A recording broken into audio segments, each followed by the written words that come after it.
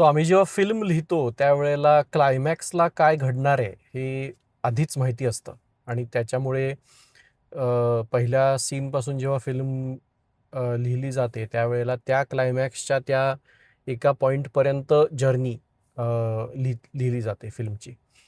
तर तसंच काहीसं बिझनेसमध्ये आणि एंटरप्रेन्योरशिपमध्ये आहे असं मला वाटतं, की अम, एका सर्टन पॉइंट नंतर तुमचं प्रॉडक्ट जगामध्ये आल्यानंतर जग कसं दिसणार आहे हे तुम्हाला माहिती असलं पाहिजे.